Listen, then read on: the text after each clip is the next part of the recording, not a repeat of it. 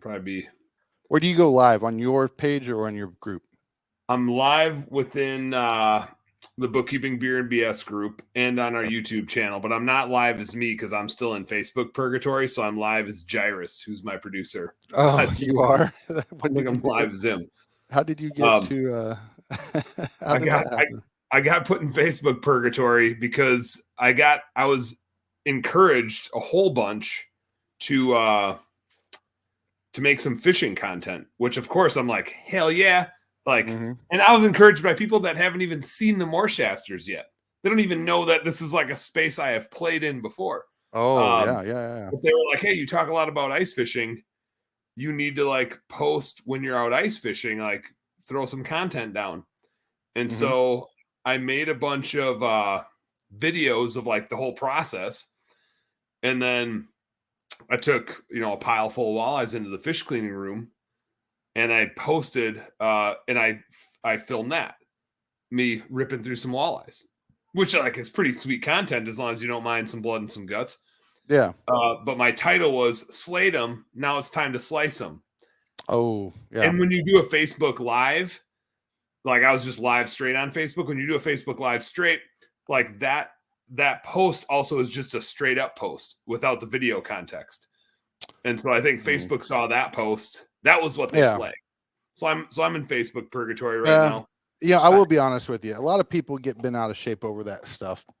And this isn't a comment on the politics that, the company may or may not have. I'm not talking about that. I'm just talking about, man, when you're managing something like this, you got to err on the side of caution, let the algorithm get rid of maybe some people that shouldn't, and then bring back the ones that belong. I mean, I'm not. You got to break some eggs, right? Yeah. It's like it's 30 days. I'll live. I'm already freaking cheating the system because Jairus is like, we just synced up his Facebook ID, so I'm still going live on Facebook. So here we are, which gets me to like what I should have started with, which is an introduction. What's up, ladies are we doing and gentlemen? That? What's up, ladies and gentlemen? It is Wednesday night. It is time for the late night happy hour show on Bookkeeping Beer and BS. I got my guy Bobby Walker on, who is literally the reason why the show even effing exists. I mean, I think I was a part of the birth. Yeah, but I think you were the one that was like the strongest, like, yo, dude, like nobody's making nerdy finance content fun. Maybe you should try that. And I was like, oh, I bet I could like make it not totally suck. And to that, I will pop open a Coors Light. Well, you know what? I don't, as you know, Dan. And first off, I'll just say I'm just happy to be a part of it, man. But I don't drink as much anymore, right? I just don't. Okay, finish your comment, and then I have questions for you about that. When I do drink, it's at a higher quantity than like in the past, right? So now when I drink, I'm like, hey, I'm gonna have a great time. Where in the past, I'd have 3 light beers every night, maybe 4. Like you don't give it a buzz, right? When you weigh 260 pounds and everything. But so I don't do it much anymore. But I had a few beers in the fridge because I had some buddies over. Sean Bull, I think Sean, if I remember right. But I had some buddies over and brought some beer. So I got one. I'm going to drink one with you tonight, and then I'm switching to coffee. So there you go. Well, it is an hour later for you too. So yeah, But if you drink coffee, are you going to be awake till like 3 a.m.? No. I drink. I drink enough caffeine that it has just no effect on you anymore. I like it. So here's my question on the beer drinking thing. Was it intentional that you drink less? Was it a fitness thing? And there's a place where I want to go with this, which is a topic I want to talk about tonight, which, by the way, we did not talk about what we're going to talk about tonight. So we'll just figure that out as we go. Yeah, we'll figure that out. I'm sure we won't have a problem. But with like cutting back on beer, was it a fitness thing? Was it a like you thought you were going over the line thing, or what was the impetus for less consumption? It's not as fun. I don't know. I just there's no it wasn't purposeful. It was just like for instance, if I like a Yingling like this, right? If I drink like 2 of these or 3 of these, I Yeah. just want to go to sleep. You know what I mean? So it's like it's just not fun to have a couple or whatever. You know what I mean? Where now if I'm out with my friends and or I'm going to the piano bar or something like that, I want to have some drinks. I want to, let my proverbial hair down and have a good time. So What? it wasn't a Very moral thing proverbial. or Very yeah. proverbial. But like now I would say that I'm probably glad I don't drink in the frequency that I was. But again, it didn't impact my it impacted my life, but not in the way that you would think. It was just a lot of bad calories that Yeah. I was getting no payoff. And not that I'm the epitome of health right now, you know what I mean? But it's just like, I don't know, 2 beers, 3 beers a night, it just didn't, whatever. I just, I was having them with lunch or whatever, and it was just spending a lot of money, and I wasn't even getting a buzz. So it's like, why, why do it? You know what I mean? So Yep. Yep. unless you want to do it. I'm so I like go back and forth between that and just the fact that I like to have a couple beers, especially before I go to bed, is like it's a signal to my brain if I can stop working now. It's Yeah. like I used to, and I think here's where I fell into the trap. Trap maybe is like a too hard of a word for it, but when I was in college, I would study, and I kicked ass at college. I was like when I was my best self, probably. I was like, Hmm. I had 3 majors. I was crushing life, doing a Yeah. good The job. fishing I video had a show. fishing video show. The only thing I sucked at was getting ladies, but it paid off because now I got an amazing wife. Now, if I would have like screwed that up in college, that'd be a bummer. But I would be like literally, I'd be into the library and shut it down at I think it closed at 11 o'clock, and then I would usually go to the bars and like try to do a little social thing with whoever was out, and then I would crash. And we had a kegerator at our house. So we also like, no matter what, I'd have like a couple beers before I went to bed. And so it just created Yeah. this signaling that was when I got to turn my brain off. And then when I started working in the corporate world, I took like a year or two off of like educational things, but then I started studying for the CFA program. And so I'd go to work for, 10 hours a day. And then I would go to the Hmm. library or even study at home, and usually I'd study till 9 o'clock, and I would literally eat dinner at like 10 o'clock and have a couple beers, and it was like the mechanism Yeah. to signal my brain like, hey, you can be done working now. And Hmm. so when I have a couple beers at night, it's the signal to my brain to be like, hey, you can shut off. And it actually like Yeah. truly does help me shut off, because otherwise what happens to all of us is we lay there in bed and like the thoughts keep coming, especially if you end up working at night. If I if Yeah. I work past 10 o'clock, I'm screwed. Like, I will be Mhm. awake till midnight. So I, like, have to have a hard stop That's at how 10 I am. o'clock. If I work Yeah, past 1 totally. PM, throws me all off. If you work past 1 p.m., Mhm, mhm. yeah. Yeah, it's like big, It's like, I long don't know tail. what I'm doing. It's like it ruins all my evening mojo, because Yeah, long that tail. cuts into my nap. So then I'm not going to shorten the nap. So I push it Oh, yeah. later. Yeah. Then I may end up eating in bed because I'm waking up when it's bedtime and I don't want to be out of the bed just yet. And then I Dude, got it's to a sit tough on the life, back man. porch longer. It just screws everything up. So, Pushes the but whole anyway, welcome to the show, folks. welcome to the show. Who the hell is watching this? You know what? If you're watching this, shame on you. No, Find no. something better. No way. This is great entertainment. I'm doing some shares out there to get this out to the world of the Facebooks. Because even though I'm in Facebook purgatory and I'm live as Gyrus right now, Dan Plata can still share it. So, Oh, they I haven't see. they haven't I cut see. me off of that yet. Um, but here's the deal, guys. So Bob, I wanted to talk about the fitness thing. That's why I was asking about beer drinking and if there was an intent with that. Now, I did in December. I did 3 weeks without having a drink, Hmm. and I bet that was the longest since I was like 18. I mean, like in all honesty, I've never made it a point to not have a drink. Yeah. There's been days where I didn't have a drink, or a series of days where I didn't have a drink, but I never was like, I'm going to stop drinking for a period of time. Now, I didn't notice. I didn't sleep better. I didn't eat better. I didn't function better.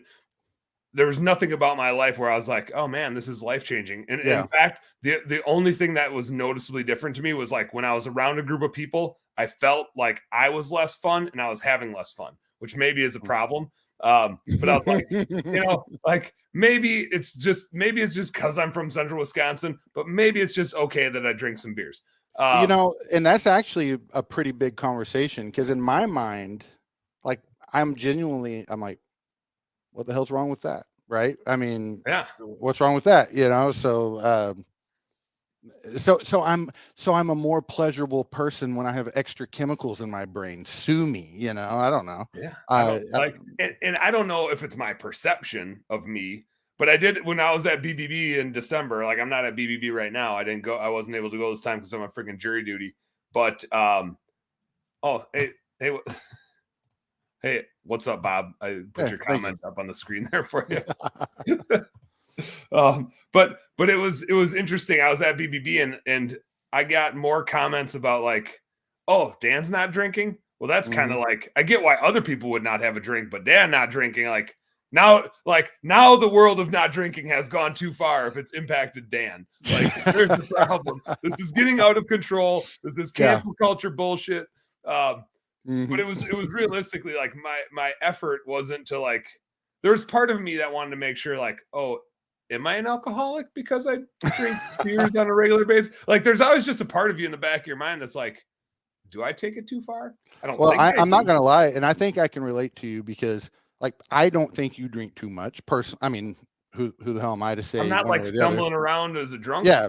And anywhere. I don't think I was either, but I'm not going to lie. Just, like the reputation I had, because basically every time I would be on a video, I'd have a beer just because it was like, hey, this would be cool to have a beer, right? You can probably relate, Mr. Bookkeeping Beer and BS guy. And then it was like everywhere I went, everyone just thought like I fucking drink beer for breakfast. And I'm like, not every day. I'm not gonna yeah, come on. Only when I'm ice fishing. If I'm ice fishing, I put beer in my cereal. But I don't know. It's called Beerios for a reason. Exactly. But I got to finish this thing because my real love is a little coffee here. Yeah. So I'm ready to get to that. My wife brought it over. Are we gonna what the hell are we talking about, man? Whatever we want, but let me finish this right. Okay. Finish where you're going with it. Yeah. So I did my 3 weeks. Nothing was profound, nothing was groundbreaking. I just picked up drinking right where I left off, which is I'm a fucking expert at it. And it's like, why would you quit something when you're really good at it? Like the world needs experts in their various fields. And I just happen to be a beer drinking expert. So I feel like I owe it to the world to like bring that expertise. Like bookkeeping, I'm okay at. BSing, I'm okay at. Beer drinking, pound for pound, I'm right up there. I'm an expert. But so like there was no physical impact to me. Like I said, I didn't sleep better. I didn't feel better. Nothing felt different about it. But it was like partially to prove to myself, not even prove. It was to double check. It was to double check that I could and that I like didn't crave it or didn't miss it. And really the only time where I was like, man, it'd be nice to have a drink was when I was at BBB and like a bunch of people are around me are like having a cocktail. I'd be like, it would be more fun for me to have a cocktail. I didn't, which was also like a reason why I was like, okay, I don't have a problem. Like I don't need one. I'm around a bunch of people that are drinking. So it was like, it was a useful break mentally more than anything, but also it was coming up on ice fishing. And I was like, man, January and February, I'm going to drink so much because I'm out ice fishing and I only do like 5 trips a year, but even like 5 long weekends of drinking like that, like you're not smashed. I don't think I was ever like, I wasn't stumbling around ever out there, but I don't know that a day went by when I was on the ice where I didn't have alcohol. Well, shit, I had Bailey's in my coffee. So by like 8 a.m. every day, I was having alcohol, right? Well, and ice fishing, I do have a beer with breakfast. Like I mean, I literally start drinking beers in the morning and just kind of keep going. But you know what, Dan? I remember something. It's a marathon, not a sprint. It's a marathon, not a sprint. Yeah. Well, we're 15 minutes now into justifying our alcoholism, so we might as well keep going. Well, I haven't even gotten to the point. I haven't even gotten to the point where I brought this up yet. No, you can go. We don't need to get to the point yet. We got all night. We got a whole night. Screw the viewers. Screw you guys. So you were asking me, I don't know why it just, well, I do know why. You were talking about not drinking at BBB, and then I remember why my beer consumption significantly went down, actually. So, because I was at a BBB one time when I couldn't drink, and it was because I was doing 75 hard. So I did the 75 hard thing, and you don't drink alcohol for 75 days. Well, I just went, obviously you just do it cold turkey, so I'd do 75 hard. It wasn't hard to, like, the not no alcohol was like the easiest part of the whole damn thing. Yeah. Well, Yeah. actually, yeah, that was and then drinking a gallon of water is probably the hardest part of the whole damn thing. But Which is hilarious that would be the yeah, hardest part, but yeah, I right. I don't refute that one bit. It's tough. It's tough. Yeah. And then I got out of the habit of doing it daily.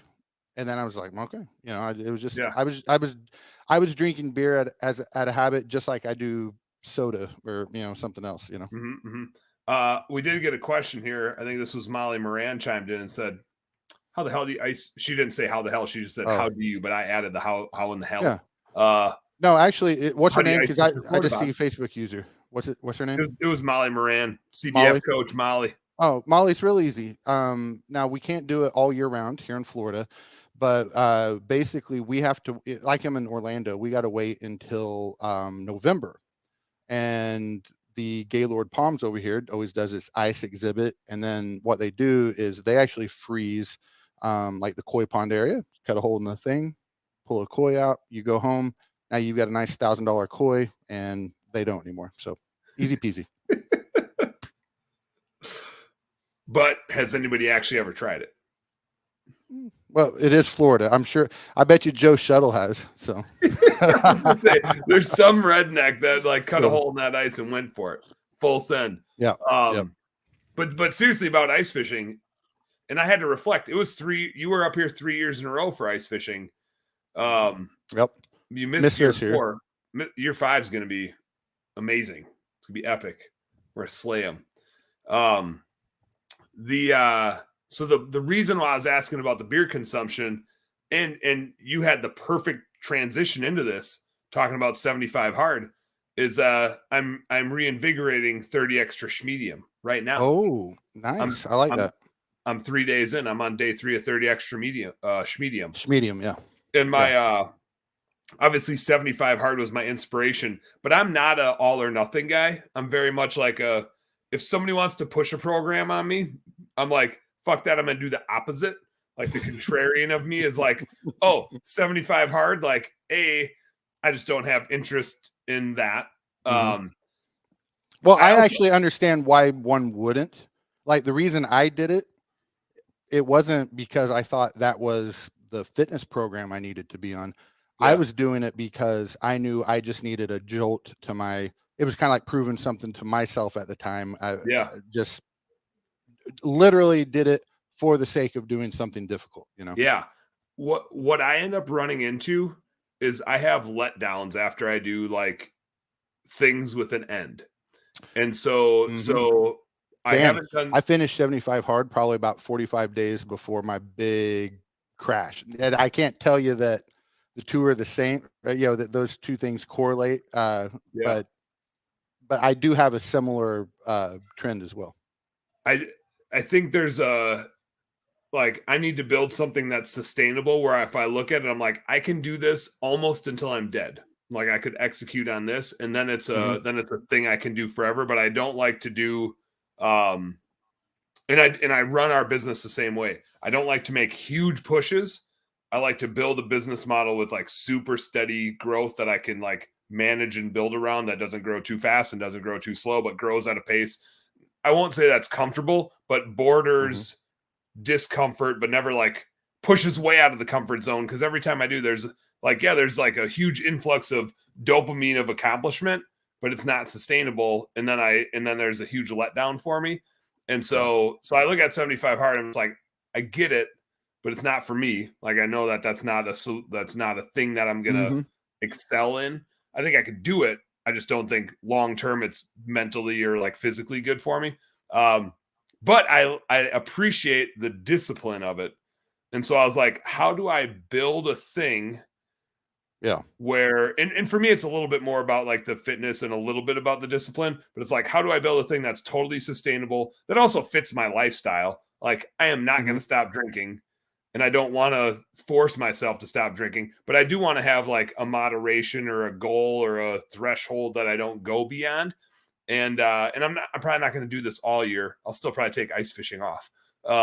But the first time I did 30 extra schmedium, my rules were like every a it's you got to work out 30 days out of 40. So basically 3 out of every 4 days you got to get a workout in, and it's got to be about a 30-minute workout. So running 3 miles, biking 10 miles, But about, lifting weights. like, if I'm rounding up from a certain perspective, if it was a 10-minute workout, I could say 10 minutes past the hour gets rounded up to the half hour, and then I'm Well, good. you would do fractional. You would do fractional because the Oh, every workout earns you so many beers. 2 years ago, I did you earn 2 beers for like a 3 mile run. But what this is me like moving the goalposts a little bit. So hmm, every workout would earn you 2 beers. And I was like, well, that like if I work out every day, 14 beers in a week is not enough for me. It's just not. I've got 3 beers here tonight, and then like I'm gonna have more on the yeah, weekend.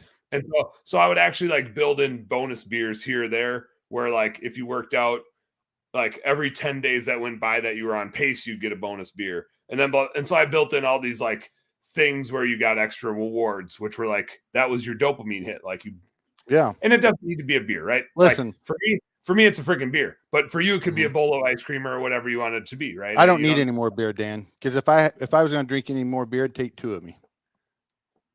I got you. Just like twins. You have to be twins. We might have to come back to that so you can explain how that works. But I didn't do it last summer, and I did notice like I didn't lose as much weight because like I still worked out equally as much, but I just didn't have like the threshold. So here's what I'm doing this summer. I'm still like same rules apply, Hmm. but it's just 3 beers. It's basically like a beer a mile that you run, or a beer for every 10 minutes that you work out. Um, Okay. and you just like keep building it up and keep building it up. So I worked out 3 days in a row now, so I get 9 drinks. I had a drink yesterday, and I've already had 3, and this is number 4. We had friends over for dinner, so I had a few margaritas while we were having dinner, and then I had another margarita while we were cleaning up, and now I'm on drink number 4. Um, but I feel like this 30 extra schmedium thing does a really good job of continually incentivizing me to keep working out. Yeah.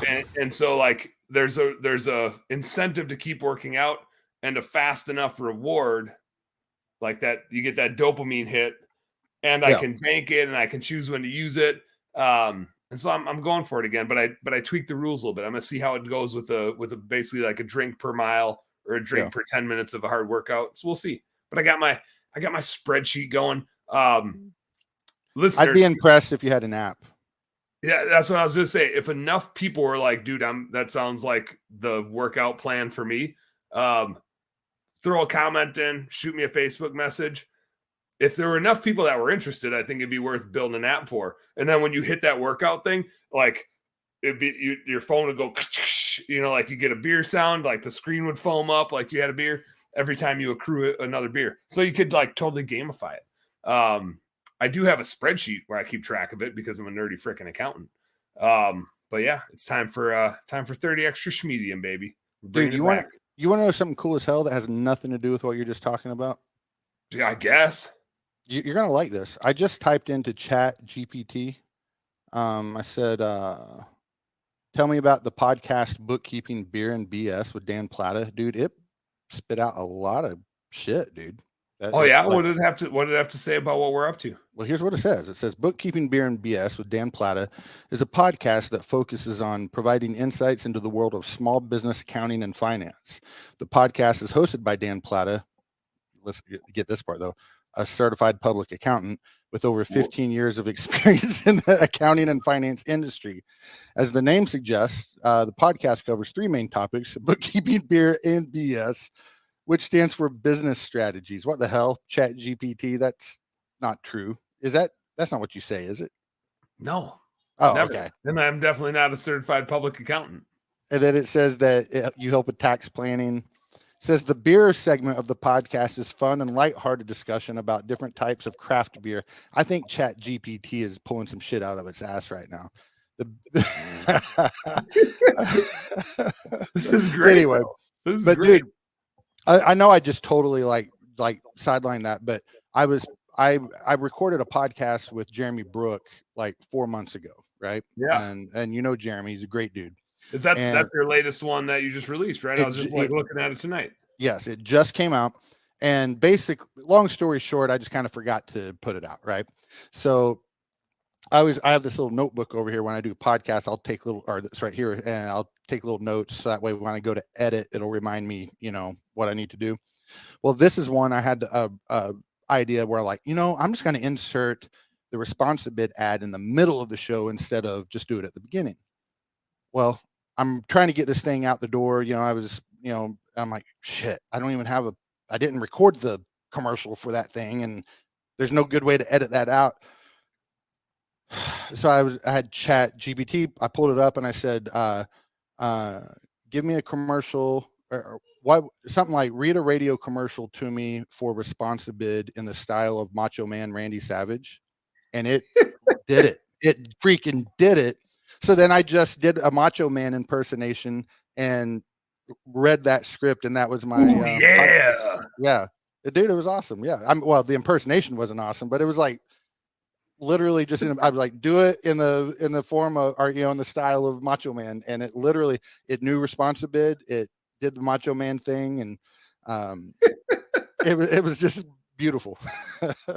and then really all I've done with it is that, and then I did one where I asked it to write a song about puppies in the style of Snoop Dogg, and it was just adorable. It was just like Snoop Dogg talking about adorable little fluffy puppies and stuff, and it was great. So snapping to a Slim Jim.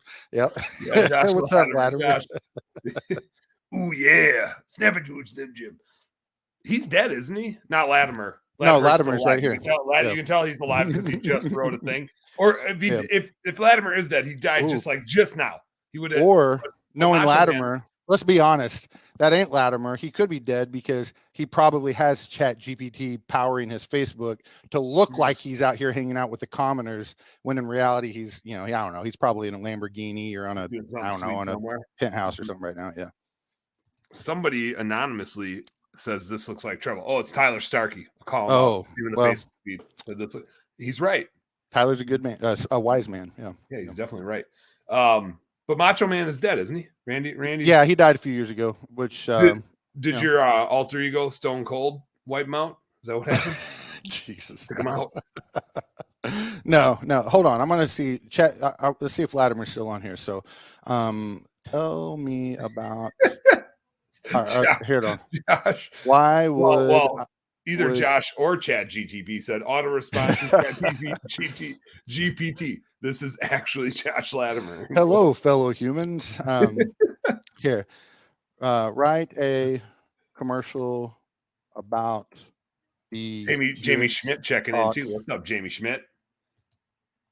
Write a commercial about the Quick Talk podcast. Let's see what it says. That's Latimer's old show. Dude, Josh, that show got me through the first 2 years of my business. And attention, all podcast enthusiasts. Are you looking for a podcast that's informative, engaging, and full of energy? Look no further than the Quick Talk podcast, hosted by industry expert Josh Latimer. The Quick Talk podcast is the perfect resource for entrepreneurs, blah, blah, blah. Nothing real, over 300 things. Yeah, it's pretty, I knew Josh, but what are you waiting for? Tune in. All right, there we go. Ooh, yeah. Yeah. Molly Moran also said, say hi to your fabulous daughter. I saw that. I'll let him know. I'll let her know. Who dropped Kevin Hargis in the house? Says, hey, Bobby. What's up, Kevin? How you doing, man?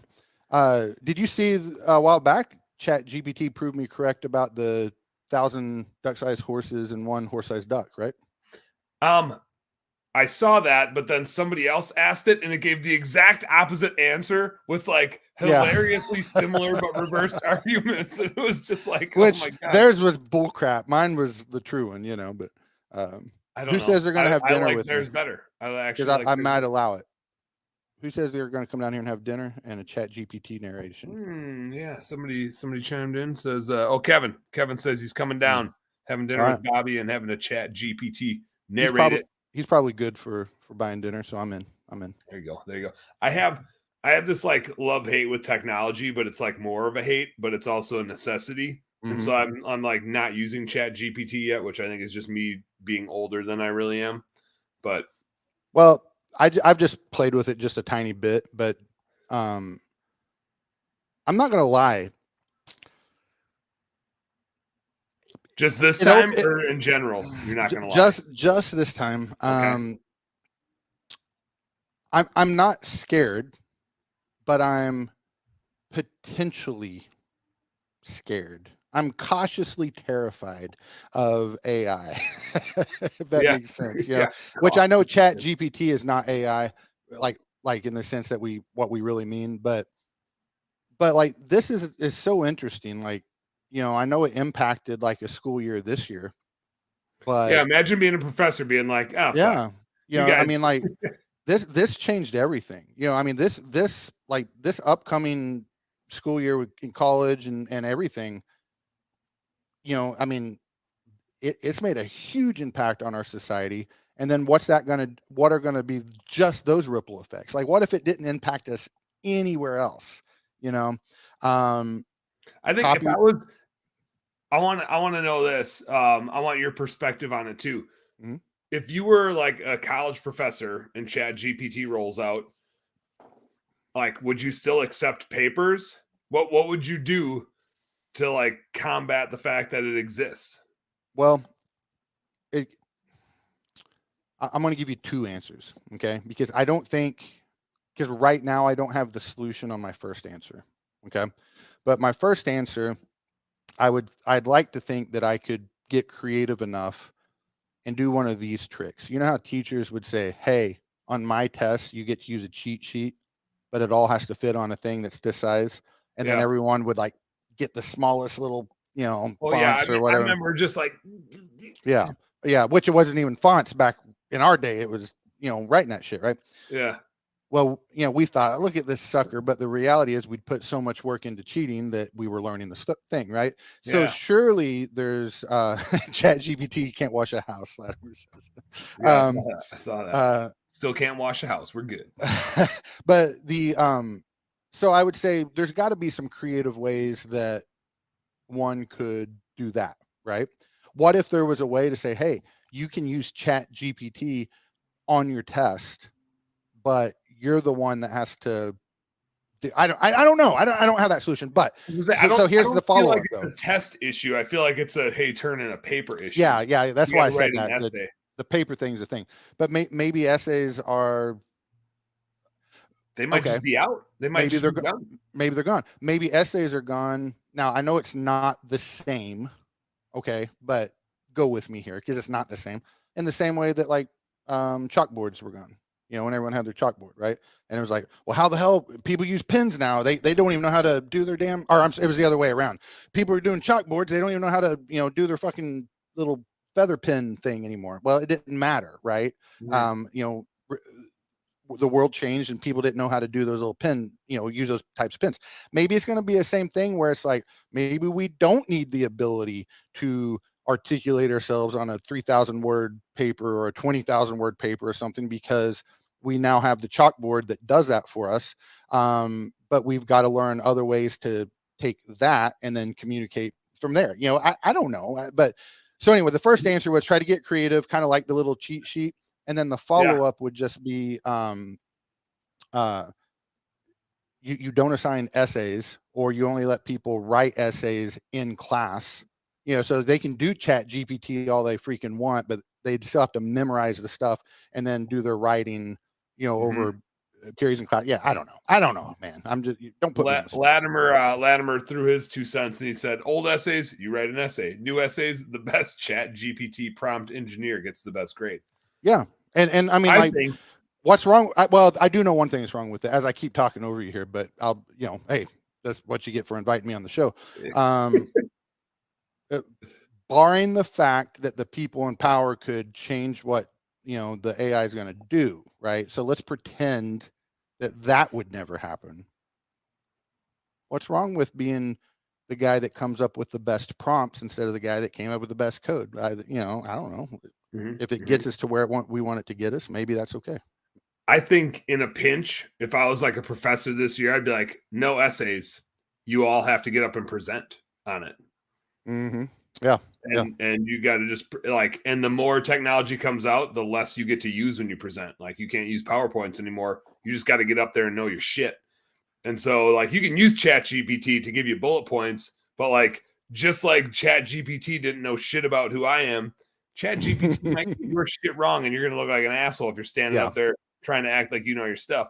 I think I would have flipped it to, oh, hey, that's neat. You have this technology. Well, now you're going as old school as you can get, which is you have to know your shit and be able to present it, which I think I would enjoy doing to torment children who live on the internet and don't know how to talk to real humans. It's like you got to get up in front of 70 people and present, which oh man, I think is I mean, like we do that all the time in the real world.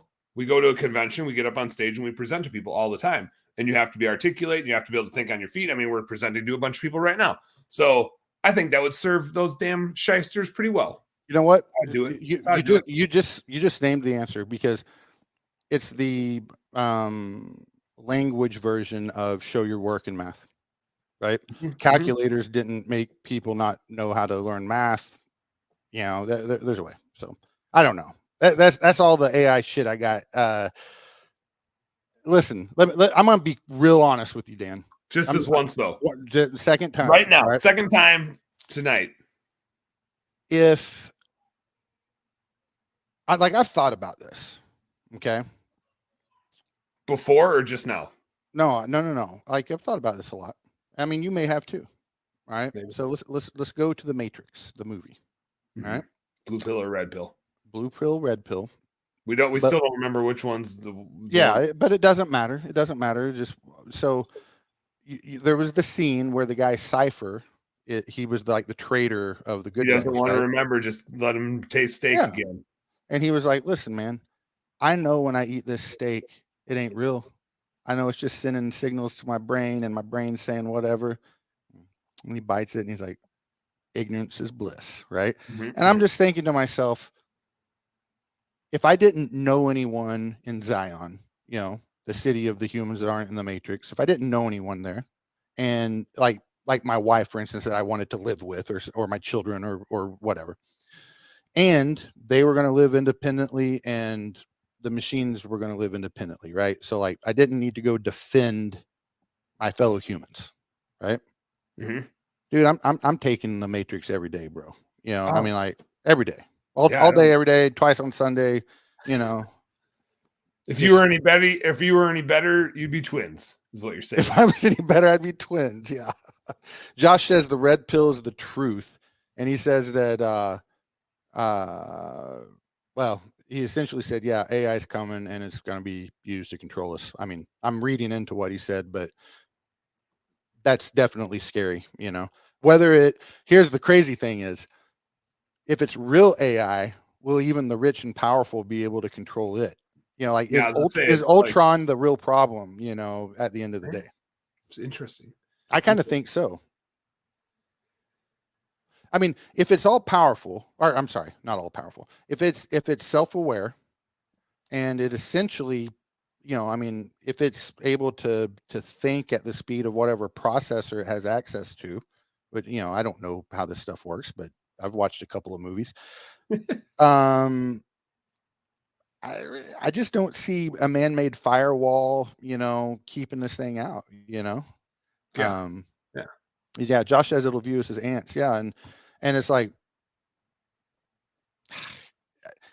you know, here's what happened. I remember back when the Ukraine Russian thing, you know, started, you know, when the invasion first started and Russia was talking, you know, about, you know, nuclear stuff and all that. You know, that was not a fun, like, I don't know about you, but I remember for me, I'm thinking, holy shit, there's a world leader with all these nukes literally making threats like this. This is scary and very a new real thing for me. And I was like sitting on the back porch having a beer, and I just kind of had to make peace with the fact of, one day that fireball might be coming, and hopefully I have time to go hug my wife and kids before it gets to me, right? If I knew it was. Yeah. You got to make Little peace with the things reckoning, that you little don't reckoning. control. Yeah. Yeah. So same with the AI thing. It's like, if it does happen and it's not going to like us, hopefully it ends it quick. Hopefully it's not a slow drawn out, slavery kind of thing, right? There are so many historical movies that predicted shit. I mean, Yeah. there's a bunch of them that have different ideas, and so it's a confirmation bias of like you can look backwards and pick out a bunch of movies that had shit right, but nobody looks backwards and picks out all the movies All that the had wrong shit ones. wrong. Yeah. Yeah, which Of is course, way yeah. more wrong predictions, right? It's way easier to look back at the right ones. If you're not trying to prove yourself wrong, you're not doing it right. Yeah. And so, I mean, like, there's a bunch of movies getting made now and or that have already been made that like create interesting views of the future, and 99% of them are going to be wrong. But there's going to be some shit that they showed in those movies that is going to come true. And 50 years from now, we're all going to be like, oh, damn, they were right. And it's like, yeah, no shit. Somebody was going to have it right. Who knows which one? But it'll be an interesting world that we live in. Part of me wishes I was alive like 100 years ago. Yeah. But maybe not. Well, I don't know. Well, only because I know.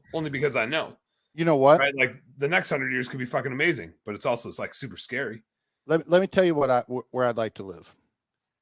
Well, I kind of like where we are. Don't get me wrong. I'm just saying, like, if I was going to go, if I had to choose a time before our current, technological, let's say since I was born. How about that? In my live at a time before. Every once in a while, when I'm watching Facebook, it's just like, hey, just wanted to remind you, you're an asshole. Like that. I'm like watching us on there, and it's just like, hey, just a reminder, piece of shit. 8 more days. Yeah. You get to actually like do this thing. Bow down, baby, bow down. I think I would want to live with as little technology from a communication as much as, I mean, I'm glued to this shit, right? I mean, like I'm a techno nut. I'm an early adopter. I mean, not so much as of late because I'm trying to be more frugal, not just waste my money on stuff like I used to, but I like new technology. I love always being on this thing. But it'd be cool to live at a time where air conditioning exists in cars and houses, and phone calls, just landlines, good enough so I can talk to the people I love when I want, and a simpler time when I had less distraction, or before we had all these distractions. That does sound a little appealing, and it doesn't mean that I hate this stuff, because during that time, like when I was younger and we didn't have this, but we could kind of dream of it because it was like, kind of seemed somewhat realistic. I wanted it. It's just I don't know how to not abuse shit. You know what I mean? It's like I'm just when like it's right there. Yeah. It's goofy. Yeah. It's goofy. I'm with you. Don't be scared. Just battle over your scared competitors. Yeah. But the interesting thing is there's no going back, right? So when you talk about like global warming or climate change or whatever, or just recycling and garbage and waste and clean water and all that stuff, we're not going to like stop. Like we need to go faster to solve the problems that we're creating, because we ain't going backwards. Like nobody's going to be like, you're right, we should all stop using vehicles. Right? Like it's just not going to happen, right? So like we just got to keep progressing and keep finding new ways. So there's no going backwards. We can reminisce all we want or talk about like, I don't know, Dan, you might be wrong. Talking about those movies that forecasted stuff. Mad Max. What if Mad Max turns out to be true? That like they kept pushing forward until like shit fell apart, and then they just I'm just saying. I'm saying Mad Max ain't the one that's right. You're saying people won't choose that.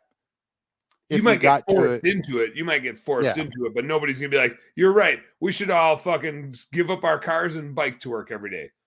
It's not happening, right? So we're gonna like come up with new solutions that solve new ways to conserve energy, new battery technology, all the stuff. But we're definitely not going backwards. So it's like you can resist all you want. Like I know people that are like that won't use the internet or won't use smartphones and all that stuff, and it's like, yeah, neat. You can do that, but it's not going to solve the problem, because our species will not choose to go backwards collectively. The only solution is in front of us. And so we're gonna continue to create a shitload of problems. There's no doubt about it. And we've created a whole shitload over the last 50 years for ourselves, or the last couple hundred years for ourselves. But like, it's all shit we can also still solve. So Dan, we haven't talked about bookkeeping, and I don't think we're going to, but let's bring some math into this, or some numbers at least. What's the over under on the end of the human race? As far as years out? Man, I put the over under at 100 years. I think our kids might see it. I honestly wouldn't be surprised if it happened in our lifetime. I don't know if it'd be the end of the human race, but like as we know it, like the earth as we know it, like 90 to 95% plus wipeout, like, because all it takes is one crazy ass leader of a country with some powerful weapons that could wipe out pretty much all of us. And so there's no doubt it could happen tomorrow. Like the weapons exist to wipe us all out. It could happen tomorrow. It just needs the right crazy ass person in power to have control of it. So not that I'm rooting for it. I wouldn't be surprised if it happened in our lifetime. I sure as hell hope it doesn't, because I'm still having a hell of a good time here, and I like raising my kids and trying to make. You won't really know anyway. No. but so I'd say I'd give it 100 years. I give it 100 years before our technology does us out. I'm gonna, and I do think there's a wait. Before you give your opinion, would you before this is gonna be part of your opinion? Are you over or under 100 years? Would you take the over or the under on that? I'm gonna take the over. I'm gonna take the. Josh says we're good. Joe Biden will protect us. Listen, man. Joe Biden would get in front of a bullet for me. He just would never make it in time. Yeah. I don't. He would have meant to. He would have meant to take that bullet for me. He just wouldn't have been able to get in front of it in time for me. He better protect us. He wants to take our guns. And but anyway, different. We'll change that. That one can just get. Politics are never fun, but I like the over under thing. But Josh, you're right. Thank you for your confidence in our commander in chief. Flip is in the house. What's up, Flip? Oh, what's up, Flip? Jamie Schmidt says, "Damn, this show is getting serious. I'll have to have some serious conversations with Chad GPT tonight." Here's my thought. I do think there's a chance that there could be a nuclear Armageddon, right? I mean, because it exists. There's clearly a chance. I feel like bio warfare too. I mean, like COVID was a very docile thing that got let out of the bag, right? Whatever you think. But it's a real thing, though. Like, oh, totally. The wrong thing spreading around and wipe us out real quick. I would argue that there's probably a better chance that there could be some sort of, like, whether it's man-made or not, it could be either way, right? But I'd say there's probably a better chance that there could be like a worldwide pandemic that could essentially kill us off than the nuclear thing. And the reason I say that is, like, I don't know Putin, but my assessment of him is he probably would hit the button on his way out and be like, "Fuck y'all, I'm gone anyway," right? But I think that there's enough safeguards in all of these nuclear, processes, if you will. There's probably going to be at least one or two people that are like, "Hold on, there's no nukes coming our direction, right? So maybe we shouldn't hit this button." Kind of like what happened, even like with that sub during the Cuban Missile Crisis, and there was that one officer that said, "No, we're not going to do this," and thank God he didn't, right?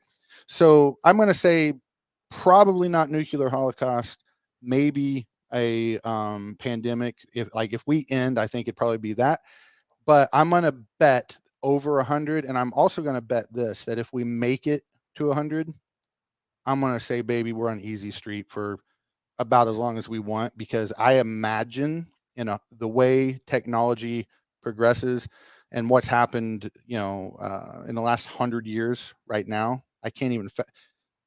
We're probably going to be able to colonize other places, other planets. We're going to be able to fabricate the food that we need. We're going to be able to, make water, whatever, I'm sure we'll be good if we can make it to that 100 years. Yeah, we're the $1 million business. We grew to 1 million. We thought we're doing sweet shit, and now we just created a bunch of problems that we don't know how to solve. And we're like, oh, I thought this was where we were trying to get to. This is why everybody sells their businesses when they get to 1 million. Yeah.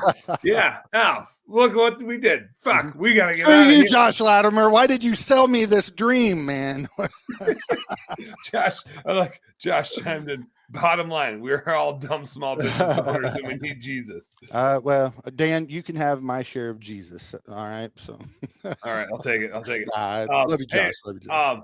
If it helps me make it past 100, sounds good. I'll take your Jesus. Yeah, whatever. Yeah. Selfishly, I'll take your Jesus if it helps. 110, 111, whatever it takes.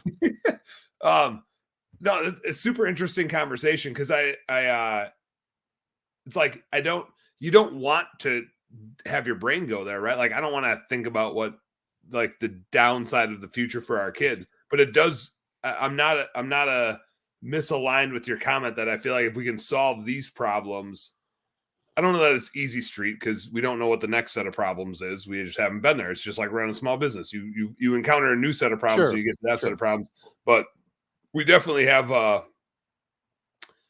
challenging environment, and there's been more challenging environments in the past too. But it's always been like regionalized or localized, not globalized, where something could wipe literally everybody out. Like Prestige worldwide. Yeah. Josh, I feel like Josh is a part of this conversation. I know. This is seriously the best conversation I've heard in a long time. I love it, Josh. And thanks. I'm not even joking when I say this. So Josh, don't hate me, but there's only like 4 viewers. So it's not like, it's not like you really want to be on this, but there for a few minutes ago, I was like, we should just have Josh come on the thing, right? And join us. But then I'm like, no, because then he'll show me up and steal the spotlight, and I don't like that. So Josh, you so stay in your lane, Latimer. In the audience. Does let's talk some business for a second. Okay. Yeah, gross. Right, let's do this. Now, I don't even know what the hell episode we're on, Bob, but you Latimer, came on. See you, bro. All right. See you, Josh. You came on episode 100, and it was just like you and Rob and I kind of BSing about getting bookkeeping Beer and BS started and like, kind of where it's been. And then you and I did an episode shortly thereafter, like talking through some of the challenges you've been through just personally and in the business and all that stuff. But we also kind of started talking about you firing yourself from the business or it's effectively your leadership team kind of firing you from the business. And you just refocusing on being more of a visionary than being in the day-to-day stuff. I just restarted the book Rocket Fuel. Speaking of that. Oh, really? Just like yesterday. Yeah. Nice. That was 5-6 months ago, maybe, that we had that conversation. Yeah. Ish. I'm starting to realize we're pushing episode 200 already. Holy crap. Wow. Yeah. So I was like, oh shit. Like we're pushing that. It's been a little bit since we talked to Bob about just what's going on in the business. Obviously winter, like for you guys, November, December can be a hot time, and January, February can be a little bit slower. But your spring comes a hell of a lot sooner. And goddamn, it's been like 90 down there every single day. It was when I was down there. Yeah. But what are you starting to see in your business? How's that going, transitioning from you being in the day-to-day to you being out of the day-to-day? General manager kind of taking things over and running the day-to-day. She's awesome, by the way. She is awesome. Cool to like watch her step it up.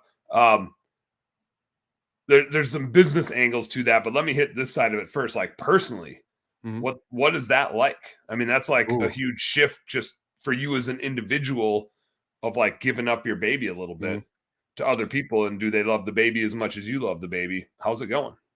So spoiler, just a brief spoiler before I answer that directly. I'm actually going back in for something, going back in on the day-to-day for something. So we'll talk about that in a minute. Teaser. Yeah, little teaser. So, good question.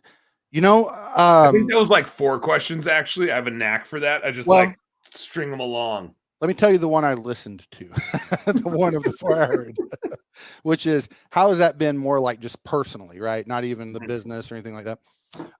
Yeah, because you did ask some more like, how are they loving it as much as I did? Blah blah blah. You know, it's been a mixed bag for me. No joke. Um, you know, there's been some awesomeness, and then there's been some, oh, this is a real struggle for me. Okay, the awesomeness is, it's fun to achieve a thing, and when I say achieve, you know, I haven't made it to the top of the mountain. I'm not taking much money from the business myself. You know, it's running without me, and I'm leaving most of it there, right? Right.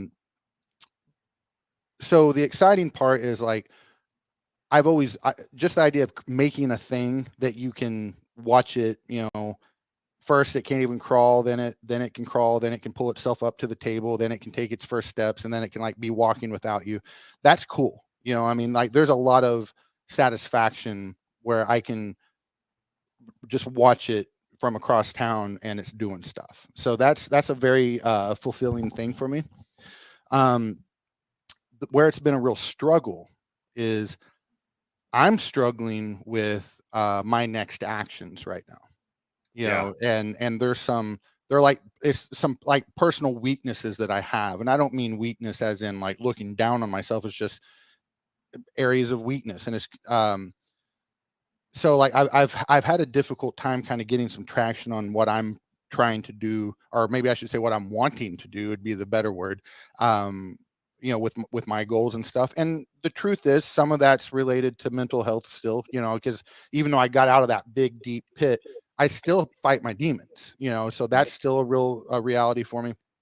And then um, and the self-limiting beliefs, they come in crippling waves, right? There's sometimes they're overwhelming, and then sometimes I feel like I'm the king of the world. So how's it been for me? It's been everything. It's been Yeah. awesome. It's been a struggle. It's been liberating, and it's also been a little bit of like, oh shit, what do I do now? What do I do with my hands? You know, and Yeah. so Can I stop you for 1 second? Just yeah. hit like a in betweener question here. Hmm. Is Do you find there's certain events, not like trade shows, but like happenings Hmm. that cause the negatives to come back in, or certain situations that cause the Hmm. negatives to come back in, or is it just like the Sunday funk, if you will, that Hmm. catches you? Um, is there a pattern to Yeah, that's a good question. the demons like spiking up, or is it just because it's a Tuesday at 4 o'clock and all of a sudden you're like, holy shit, anxiety or what, like it Yeah. gets you. Well, I'm going to try to answer it briefly, and then we can go as deep, and you know me, we can go as deep as you want any of that stuff, but you may not want to, just because we've talked about it before. But Bob, I saw both your ass cheeks like full on at Refocused, which we're gonna get to that. That's on my to-do list of this okay, conversation is that belly flop contest. We'll save that for a little bit. But yeah, yeah, the rigged one, the rigged belly flop contest. I mean, yeah, I've got some. I want to get into it. I got some Okay, questions. we'll talk about it. We'll talk Yeah. about it. So, but back to the other question. Um, I'm actually still learning a lot about myself, and that's actually, I need to say that when I answer this question, because when I say, well, I think it's this, it's because you know, when I did have the mental health crisis that I had, you know, almost 2 years ago, right? I think, however long ago that was, um, it gave me a lot of, you know, coming out of it gave me a lot of perspective on my past, right? Because I learned a lot about myself through it. You know, I got in therapy, Yeah. and I started learning stuff, you know, how things work in humans, and how that was happening in me and all this. And, you know, and I've always said things my whole life. I've always been like, "Hey, I like change for the sake of change," which is true, right? You Yeah. know, I just like change for the sake of change. Hence why you're a bit of an early adopter, like you said. Yeah, Like here absolutely. comes something new and cool. Let's change. New things give me dopamine kicks that things that aren't new don't. Mhm. And that is a little bit of my wiring, Is that I that why have. you liked me more when we were first friends and now you're Yes, kind of a dick? Okay. absolutely, Yeah. absolutely. And so and then like I deal with depression, right? And that comes in waves, so it's on and off. And I will say this, at this moment, I don't control that, right? I can control how I respond to it or how I react to it, which are two different things, but I can control that portion, which then of course can steer the ship, right? That Mhm. can make a change, but it's not a thing. You don't just choose to be happy and well, I do all the time. Well, congratulations, you're better than me, right? But Man, you I just don't don't, I don't you know. if somebody says that, they're full of shit. Well, I That's think all I gotta say about you that. know what? I think people aren't full of shit. I used to say that and mean it, but it is what it is, right? It is what it is. So, all that being said, when you say, I don't control the wins, right? When something like that happens. So, yeah, it is one of those things where it's just like it's Tuesday at 4 and well, here you go. This is the thing. And Mhm. as I'm learning stuff about myself, I mean, I don't want to give people out there whiplash on terms that I'm throwing around, but uh, I'm in therapy and I talk to a therapist about this stuff, and we're trying to figure out the why behind a lot of this stuff, so I can do a better job responding to it, maybe even being proactive and stuff. But sometimes it's real rapid and multiple changes throughout a day, and sometimes it's big swoops of 2 or 3 months of good or bad, the whole stinking time. So I can't I don't know how to control it right now, but I'm getting better at responding to it, and I'm getting better at dealing with that. And as I say all that, I want to be clear, like I don't the thing I've been talking about that happened, a year and a half ago, like I'm not in a pit like that. This is more the milder stuff that I've kind of dealt with my whole life. So Yeah. that's the really long short answer to your question. I think is I I don't like it. know, man. I Yeah. don't know, but I think there's a lot of chemical shit that does impact that. Yeah.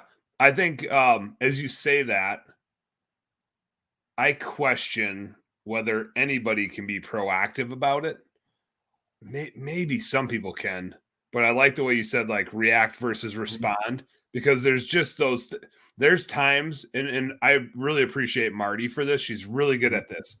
Um where she's just in a weird funk and it's usually on a Sunday cuz Sundays just you get those like weird moods about mhm, what like even especially if it's a long weekend, like the longer you're out for, the worse the funk is for mhm. sure. Yeah. Um, and she's really good at saying like, "Hey, I'm just in like a shitty mood, and there's no reason behind it, and I can't rationalize it, I can't explain it, but I want you to know about it." Yeah. And and I got training on that actually, like when I was in the corporate world, I got some leadership feedback and training about that. I was very reactive, and Mhm, I would express my emotions. And so my coaching was around understanding my emotions and acknowledging them and literally like talking about them instead of like expressing them and being frustrated or being angry. I would be like saying, "Yo, Bob, I'm really frustrated and I'm really angry," instead of just acting very frustrated and very angry. And Yep. Marty like has Yep. a knack for that. She's like, "Hey, I'm really frustrated and really angry, or I'm really this or really that," which is Mhm, like the counter human. It's like, oh shit, like now I understand why you're behaving the way you're behaving. But if you just behaved in a shitty mood, like now it has a negative impact on me because now I get like frustrated with you, right? Versus if you would have just told me like, "Hey, I'm in a shitty mood," I'd been like, "I'm gonna give you some space because I don't want to deal with somebody who's in a shitty mood." But it's funny.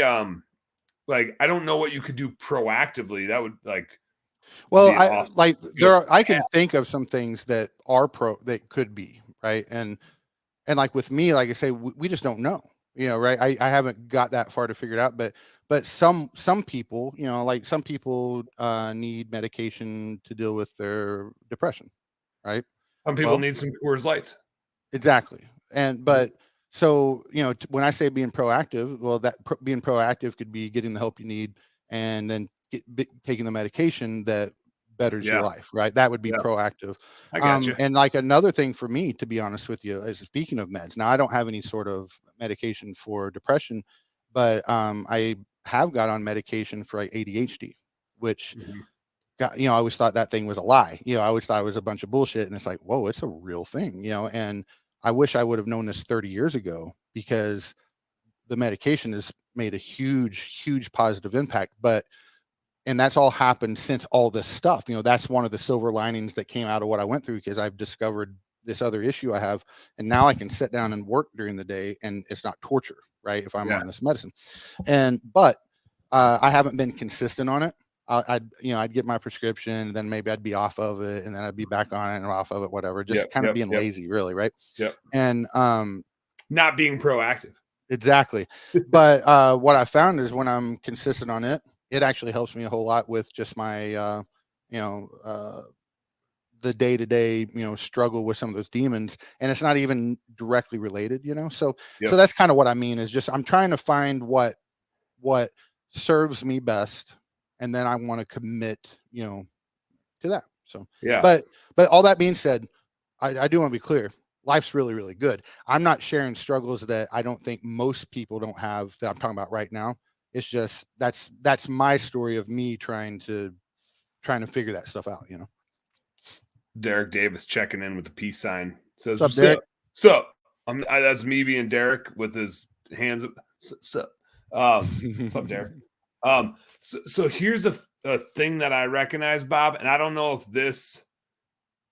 you can draw a line from this to your dark hole, Mhm. or and this is I haven't told you this.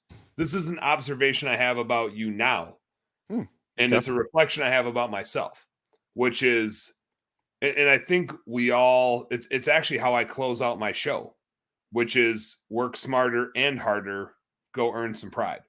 Because there is something, and like I'll say this is a small business owner thing. I think this is all humans to some extent, and it's probably why a lot of young people struggle with some depression things. Mhm. I'm just putting words in their mouth, but they're given a lot of things, they don't have to earn a lot of things.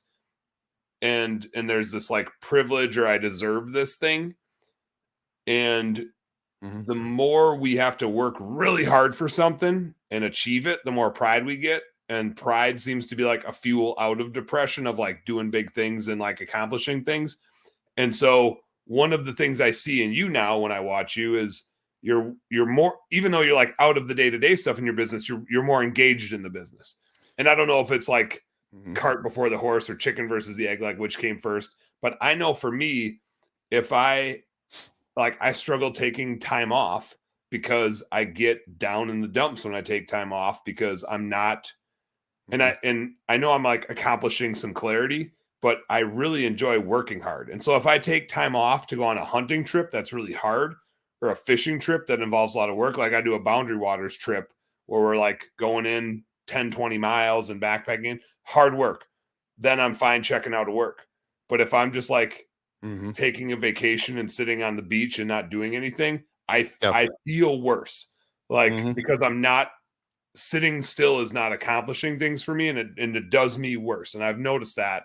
And it, maybe it's just me, but it seems like if I observe you, the more you're doing, the happier you are. And again, I don't know if it's that I you're think there is happier and some so you're correlation. doing more, or if you're doing more and therefore you're happy. But I think working hard and accomplishing things and earning that pride seems to be like a direct correlation to fulfillment, or whatever the case is. I think that there is some causation with that correlation, but I don't think it's complete. Excuse me. And like being, let's just say, like being physically active. Let's just forget about work for a second. You work out or whatever, you eat better. I think that positively impacts my psyche. That positive, but Mhm. that wouldn't fix, like, if I'm depressed, like when I was in the fucking pit of despair, right? Mhm. Going out and working out doesn't do shit in that, or it moves the needle 2 or 3 degrees when it needs to move 400. You know what I mean? Like, it doesn't do Yeah. anything, right? Yeah. But it does impact it. um but I think there's another thing for me, and they're all intertwined, though, is and this actually, the whole thing of like me getting fired from my team and doing the stuff that I'm doing right now, it actually, again, was kind of birthed from the rising from those ashes, which was me realizing, why the hell am I banging my head against the wall to fight and keep doing something that I absolutely fucking hate? You know, I I I enjoy doing the day to day for a period of time. Like Yeah, if you to the threw me in point it, where it's built. exactly. It's gonna be Yeah, fun for a little bit, and I do think that's that ADHD thing where it's like it's the hyper focus, because there's things in my business that right now it's like pulling teeth. I'm not gonna do it. You can pull my damn fingers off. I'm not going to do it. Right? I don't care. It's not going to get done if it depends on me. But it was stuff that I was like all about and all over in the early phases, and I think that's like that hyper focus thing, right? You don't control. ADHD is not people that don't have focus. It's just you don't control where it is, and that's why I can look back in my past and I see, I see those blinders. It wasn't just when it's a video game. It's just whatever the thing is. If it's work, if it's, you know, hard things, you get that focus and you're on it. So anyway, backing up for a second, coming out of all that, I'm like, why am I doing this? Why am I what's the pride? Why am I? Because I knew I needed to get out. People that you and I both know, Mike Dalkey, I don't know how many times he said to me, Bobby, you do not need to be running your business. This is not your thing. You need to be doing this shit over here that you're good at, but it doesn't need to be the day to day of your business. And I was like, well, I think you're right, but I want to get it to a certain spot so I can hand it off and blah, blah, blah. And it was yeah, just a pride thing. yeah, it totally feels weird to Yeah. like give it up. Yep. Because I was like, well, if I give it up now, I was just a failure and I whatever. don't know if it's a pride thing. I would use the word like an ego thing. Well, that's probably better. Ego is a better thing because I think that has a negative connotation, and at least in this context. Yeah, And that was the thing for me, is like I didn't want to leave it where it was at, because if I bring someone else in and they get it to where it should have been, well, that just shows that I'm not good at that. And I yeah, just got to the point where like I don't care if I'm not good at that, And it's the analogy of this: if you try to make an eagle swim, or if you try to make a barracuda fly, we're going to have a bad time, right? But if we, thank you, I'm glad you got that. But if you try to pizza when you should French fry, you're going to have a bad time. South Park reference for anyone that doesn't know. So the I'm just swimming now. I'm not trying to fly anymore. I'm just swimming, and so like my engagement in the business, things that I needed to be doing, but I couldn't get into because I felt guilty because I should have been doing this stuff. Now trying to engage at that visionary level, it's really fulfilling because, Jahira, you know her, she's amazing, running my team. Well, you know what? She's not ready to grow this thing into a $50 million company, but she has the bones on the inside to bolt on the stuff to get to something like that, right? And I know 50 million is a lot, but you got to aim somewhere, and we'll see what happens. So she still needs me from let's say a mentoring standpoint, in some respects, but she gets shit done. So I can now say that's where we want to go, and I want the end result to kind of look like this. And then her and team are starting to make those things happen, and that's bolstering my confidence because I'm like, oh, this is nice. This is what I was made to do, and now I'm trying to figure out how to even duplicate this process. So with all that being said, sure, I'm working in that, but I'm not doing a ton of hours on that, and I'm swimming instead of trying to fly, and there's all this stuff, and it does equal a better headspace for me. So yeah. yeah. There's a skill set you have that I don't. I think just with what you said now, I think you're recognizing it. But I noticed it like the first time you came up ice fishing. We're in the fish house, and to me at the time, you're just like my buddy Bobby, and we go and talk about business shit. But I never got to saw you like leading your team, and we are in the fish house, and you're like, I got to handle this, guys, and you jumped on the phone with your office manager, and Caleb wasn't there that time. That first time we went, Oh, so I think yep. it was like Caleb and your office manager, and watching you delegate and navigate, I was like, fuck, man, I wish I had like that skill set to deliver an instruction that didn't sound like it was an asshole thing, just sounded like it's like everybody knows this is what we got to do. and I don't remember how you said it, but I was like, there's like, frankly, a lot of jealousy in me being like, I don't think I have the hard assness to be stern and the personality to be not soft, but like taken the right way, Mm. right? Some people just have that knack where it's like they cannot be demeaning while they're being really stern, and everybody knows, but it's like it comes off very lighthearted at the same time. Like Yeah. it's not leadership by being a dictator. Mm-hmm.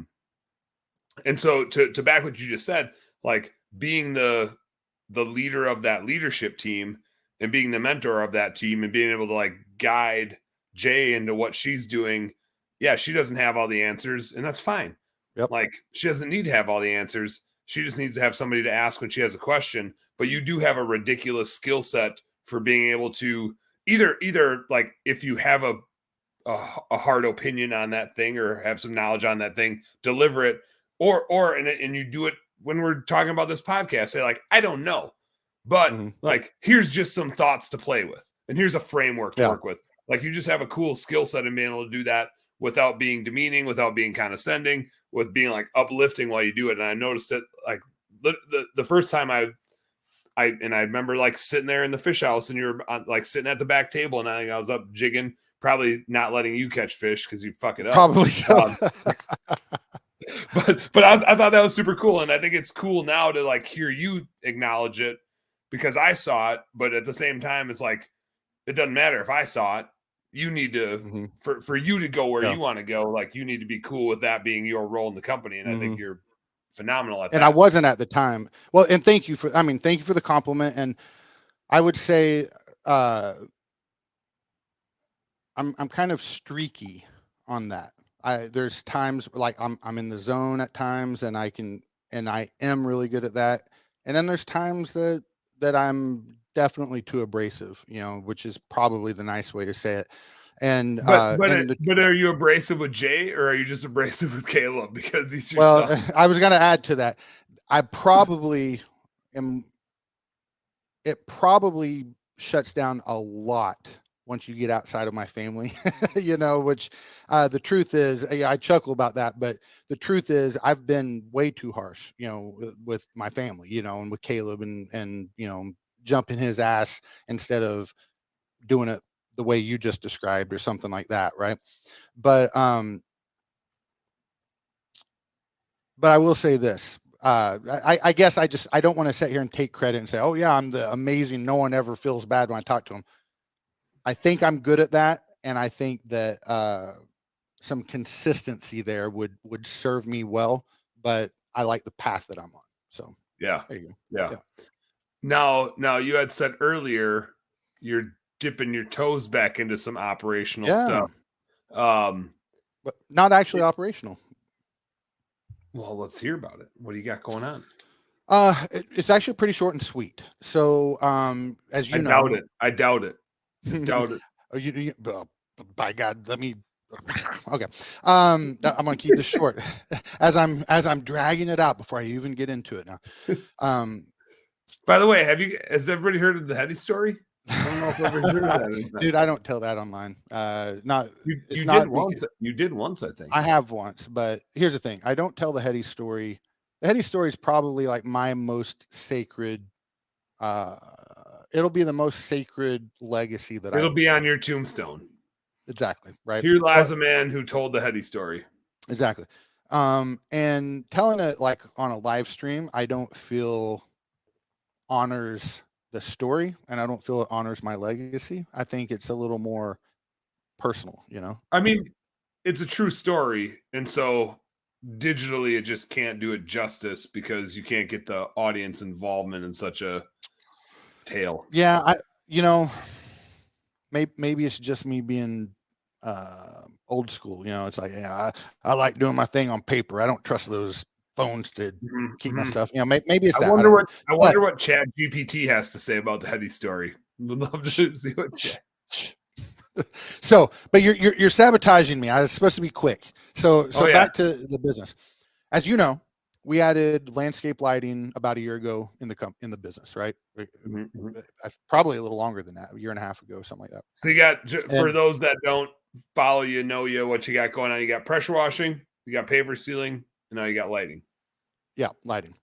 And I actually see, I think lighting and then maybe some other things down the road are going to be really our trajectory, because we do have some big goals that we want to achieve that we're not going to do being a pressure washing company. So we're going to, figure some of that out. But we're just not getting any traction on the lighting thing. We're just not. So like Caleb, my son, who's been handling the sales, is the fact that like he's burnt out, like genuinely burnt out. So he's like still closing deals on the washing stuff because that's just kind of automatic for him. But like he's been burnt out for a while. He carried us whenever I was in the shitter, and frankly, he probably wasn't in the best spot then, but he stood up as the amazing man that he is. And so anyway, excuse me. Anyway, he's not been able to he's kind of had some mental blocks himself, and he's just not closing these deals on these landscape lighting things, and he's been his own worst enemy there. So Landscape, I mean, like, not that he needs a defense, but selling pressure washing or paver sealing versus selling a landscape lighting job, it's not the same. Two different worlds. Yeah, two totally different worlds. Two different clients. Yeah, and he's really struggled just making that transition. That's just the truth. He's struggled with that. So, so a week ago, I was just kind of sitting here and like, what the heck am I doing right now? Like what's my next little project? And the lighting thing came up, and I'm just like, man, I'm gonna step back in the business, and I'm just going to relaunch the lighting in the business. So I'm gonna do all the sales for. I'm thinking it's probably gonna be a 3-month. Could maybe a little more, but I'll probably do this for about 3 months or so. I'm going to get in, I'm going to create our sales process, through some experience as well as some studying, getting some info from some other people. But I'm going to create the sales process so we can duplicate that. Brian Lee. So we could duplicate that and all that good stuff. Then I'm going to ensure that my ops team has a good understanding. I guess you could say I'm going to make sure I build the systems that need to be built to support that, and then I will take that, and then Jay will be able to come in and run with it from there, and so on and so forth. And so it's not actually a long-term thing, but it's just like it's something that frankly we need to do. And, Caleb's needed some support. He's actually taking a 3-week sabbatical. He's yeah, and because he's just again, for anyone listening, Caleb's my son, but he hasn't allowed him. He doesn't reward himself, and I don't just mean with stuff. I mean like he doesn't let him reward himself in his head, and it's taken a toll on him. I mean, and him, Dan. I mean, he's as good as they come, right? I mean, he's like all the good of me and Melissa, and none of the bad of me type of thing, right? And I appreciate that you said all the good of me and Melissa and none of the bad of me. Yeah. And then you left Melissa out of the bad. It was very deliberate. And so he's taking some time off for himself, which actually was kind of coincidental on me stepping back and doing that. But he's going to take about 3 weeks off, and he's got a little car that he's working on. He's just going to check out, let himself kind of recoup, come back with some fire in his gut, and I'm going to get this thing going. So not a long-term thing, but I'm actually a little excited about it because like I said, I've struggled with just sometimes I'm sitting in this chair in the day and I'm just kind of like, what do I do? Yeah, what do I do now? And which there are things I need to be doing, but sue me. I ain't perfect, man. I think that's part of the challenge we have as entrepreneurs, and you see it all over the place. We're our own worst enemy in that we like can't help but start stuff. We're classic chasing the shiny object, squirrel. And so it's cool when we get the opportunity to do it deliberately, because that is like a sweet spot for us. Yeah. Is we like starting things. We don't love finishing things. We love getting things 80% of the way there and then having somebody we can turn it off to. And so when that can literally be the objective, which is I need to get this thing 80% of the way there, it's like, oh, that's all I got to do? This is gonna be great. Like then I literally already have somebody to take it over. Then this is perfect. Like there's nothing worse than when the expectation is I got to get something done because I'm only ever gonna get it 80. If I'm really loving it, I might get it 90% of the way there. Yeah. But that's about where the buck ends. Yep. So, Yep. Well, and I don't get to the 80, you know, but it's funny. I mentioned I started Rocket Fuel again, the book by Gino Wickman, same guy that did Traction, right? Yep. It ties into the whole Traction book. And, you know, and that whole book is about, you know, you got your visionary and you got your integrator. And a great analogy is, you know, Steve Jobs and Steve Wozniak, which not really the best analogy because Wozniak wasn't an operator, he was an engineer, but still yet in the early days, Woz made the stuff and Steve sold the stuff, right? He cast the vision for the business and got him there. And just the first chapter of the book, I really all I remember from the past when I read it was I was a little discouraged, but again, that was my MO. I always looked down on myself and, you know, like I said, Caleb won't let himself win. I kind of was the same way in a lot of ways in my mind. And I remember the first time I read the book, I was like, oh, well, I'm not good enough to be a visionary or an integrator, you know? But then I'm going through it this time and chapter 1 just talks about the visionary. And he's like, here's what, you know, the visionary's strengths, and it's boom, boom, boom, boom, boom. And I'm like, yeah, okay. Yeah, I can, you know, those are my strengths, you know, generally speaking. And then it's like, and here's their weaknesses. And then it essentially says they've got all kinds of mental health problems. I'm like, holy shit, you know, I mean, like, and I'm not even kidding. It's damn near literally what it says, you know. And but one of the things is it's like you love starting projects. The book even says it's like a lot of visionaries have ADHD, you know, and it's the thing of why you start stuff but you never finish it. It's because as soon as it loses your interest, you can't stay focused on it anymore, and that's why you need your Wozniak or that integrator, you know. And so anyway, it was kind of fun, kind of revisiting the book after the stuff that I've experienced recently and having probably a little better self-awareness. And I'm like, holy shit, I've got to pour myself into my strengths here. So Disco Squirrels. I don't know who said that, but is that Jay? That was Jay. Okay. Yeah. I was going to say, there's not a lot of people that know that reference. So what's up, Jay? So, yeah. I don't know that I always try to be careful with like reading something like that and then attaching a label to myself. I'm like the anti-label. I'm like the minute somebody tries to label me as something, oh, I know. I literally try to do the opposite. I'm just like, no, well, you and I have argued on like facts that you can't deny for like 3 hours on a road trip just because you didn't like the effing label. You agreed to every point, and then as soon as I'd throw a label on it, you're like, nope. Yeah, you're right. I mean, you're wrong. No, you're wrong. I'm gonna argue that. but so like that, I struggle with the black and white of it because I don't like it's a term and but it's not a he does do a good job of bringing them together. It's like everybody's on a visionary spectrum and an integrator spectrum, and even some people are like really good at both, and it's super rare. But here's like a percentage of people. There's and I like to acknowledge. See, I think you're good. I think you are kind of well-rounded, to be honest with you. But I don't disagree with that, and I think I used to be more well-rounded. I think I'm drifting more towards visionary because I like as I've built more things, I'm getting bored with the integrator stuff. And so I like doing the visionary stuff more. And especially as I do more content, like it lends itself to me doing more visionary stuff. And so I can maybe take things a little farther, but I think it's actually more detrimental to my team.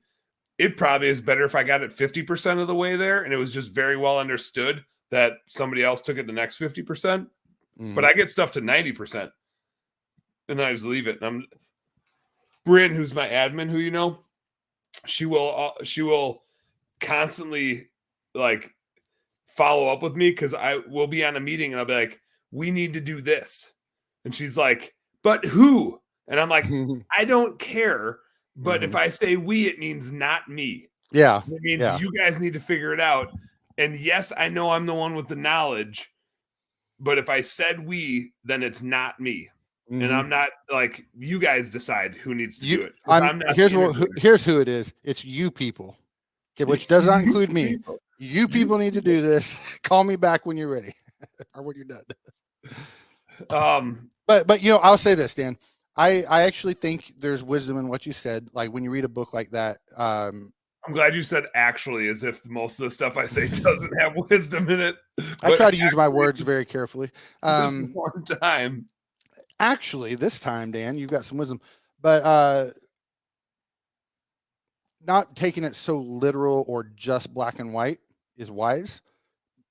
But I also think that it's uh, those things are generalities that say here's working your strength over here. It doesn't mean that you check every box, mhm, but like if you're gonna, those two components are pretty cut and dry, right? I mean, there's this part of growing businesses and there's that part of growing businesses. So one of the two you're probably going to gravitate towards, and that book does a good job helping you figure out, you know, yeah. where your strength is going to be. I think it does. It goes to the extremes and Hmm. tries to like attract you to the extremes a little bit to get you out of the middle ground. Because Yeah. a lot of entrepreneurs try to do both, and they try to put themselves right in the middle ground and fight Hmm. for the middle ground. And the book does a good job of saying like, maybe that's not a good thing, right? Hmm. Like maybe it's okay that you are just gonna lean this way. You don't need to act like you're that person. Maybe you need to go find that person. And I think a lot of entrepreneurs like restrict or refrain themselves from finding that other person, whichever one they are. They try to fight for the middle ground to be both out of ego or selfishness of like, Hmm. it's got to be me. And the minute you like relinquish that, I mean, you and Jay, the minute you relinquish that, you're like, oh my God, you're actually Janelle on my team who runs our bookkeeping business. It's like, oh shit, you're way better at like managing the managers and building the Hmm. processes and you actually call our customers and follow up with them if there's something that's not going like I'm just like, yeah, I get to it, but then like 12 and then I forgot because the thing but check out this shiny object that I was Yes. messing with over here. But you know what? I got 10 other leads that I'm going to ignore also, but I generated those 10 other leads. So that, no, Yeah, yeah, I'm with you, man. Well, yeah. I don't know if she's still listening. I hope she's not because I don't want to say too much nice stuff to her face. She is. But She did chime in and say, laughing my ass off. Walker Plata combos are always dope. That's how I know she's younger than me. Is she says dope and she yeah, makes it sound cool. And then when I yeah. say dope, I sound like an old man trying to sound cool. By the way, Tim, if you're still watching, man, thank you for the kind words and Yeah, what's up, encouragement. I Tim? appreciate that. So, um, the uh, well, I think I was just gonna say, and me too. Yes, I was just basically saying that, but it's just nice. Uh, Something I'm really proud of that's very rewarding is the team that I have built. I mean, they're my family, and it doesn't have to be that way. It doesn't have, you can be very professional and separate your life and all that shit, and that's great. I tend to not be that way, but they're not my. I guess all I'm getting at, I don't even know if this is real. It just I thought of this. I don't even know if it really speaks to what you were saying, but it's just really rewarding and really it just feels good when I had some people they followed me because of some things that you know they saw me as whatever leader they saw me as that they wanted to follow me, and then from that that's really morphed into some awesome stuff. I mean, Jahira and I, we had a well, it wasn't a knockdown drag out like from an emotional blow up, right? It was very chill, if you will, but we had a knockdown drag out you know, I don't know, 3 months ago or so. I mean, like it was I think we were both thinking, I don't know if I'm gonna be working with that person, tomorrow kind of thing. Yeah, I mean, I'm exaggerating a bit, but it was not far from that, right? It was rough. Yesterday I had a one-on-one with Ricardo, who is, people don't hear his name quite as often. He's kind of hidden in the business right now. But Ricardo's been our technician, he was our second hire that we ever made. He's been with us for over 4 years, and maybe 5 years at this point. I don't know, but we brought him on as a partner too. And yesterday, I have a one-on-one each week with him, with Jay, Ricardo, and Caleb. I do a one-on-one with all of them every week.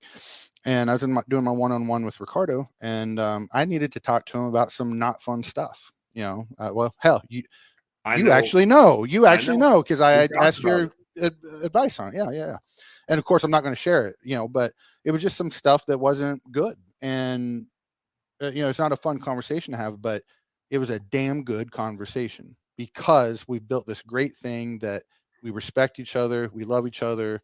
We're all, we have the same vision, with where we're wanting to go. And like, even in that conversation with Ricardo, he was like, you know what? I don't like fully agree with you on the principle here, but I fully agree with you on the actions that need to be taken for us to achieve our vision. And I was like, dude, if I don't make this thing work, I can't make anything work, because I got some badass people, and I'm excited about what we got going.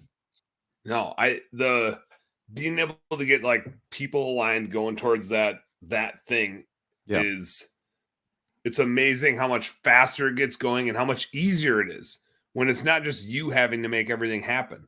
Yeah. Right. And I talk about Janelle a lot on the show because she was one of our first hires, and she came on as like a part-time bookkeeper that was like a friend of a friend, and she was doing stay-at-home mom stuff and just wanted to start doing some work, and then did a really good job. And all of her customers had really nice things to say. And the way she treated the rest of her teammates.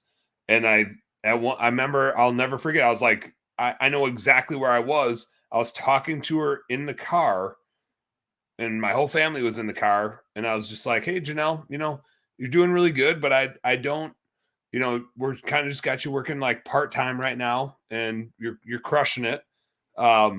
But really, like, where do you want to go? Where's this thing taking you? And literally her response was, Dan, wherever you're going, let me know what you need. Let me know how I can help. And I was just like, no shit. Like, this is what it's like. Yeah. Okay. Well, here's an idea. We're getting a lot of employees, and we need somebody to lead them, because I can't. And we're not going to like flip that switch overnight, but now she's got 2 managers working for her with 8 people underneath each of them. Right. And her and I have a weekly, like, hour-long call with no agenda. It's really like no agenda.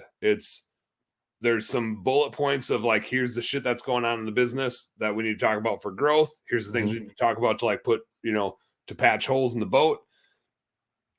And then whatever else and things her and I need to solve. And today I was just like, Janelle, I'm just really fucking proud of you. Like, you came in here without knowing what we were all about, and just said, yeah, I'm here to help. And now you're like literally running and growing our business. And now she's doing a bunch of the demos too. And she's training our demo specialists as much as I am. And it's just so cool to have like somebody that sees the vision and says, yeah, I believe in that vision. And I think that's probably like, if we're in a leadership team meeting and we're setting goals, she's the one that's like, we're going to go way up here. I'm like, whoa. That's like way too far out there. Like, let's like, she's the one that's throwing like the envelope way the hell out there. So it's super cool to have that team, like you said. And it's super cool how Ricardo responded to your conversation, because like, that's a hard conversation. It's a necessary conversation. And there's a couple ways it can go. Yeah. And one is not as good, and one is a hell of a lot better. And it sounds like it went a hell of a lot better than the not so good one. It went as good as it could have went, honestly. Like, it couldn't have went better. And that was solely because of who he is, and I approached it well too. But I mean, like, you can approach it as good as you want. If the other person doesn't have character, it doesn't matter, so. But Jay chimed in, says, comes from the top down, boss man. You challenge our thought processes, not only the decisions we make, and it's appreciated.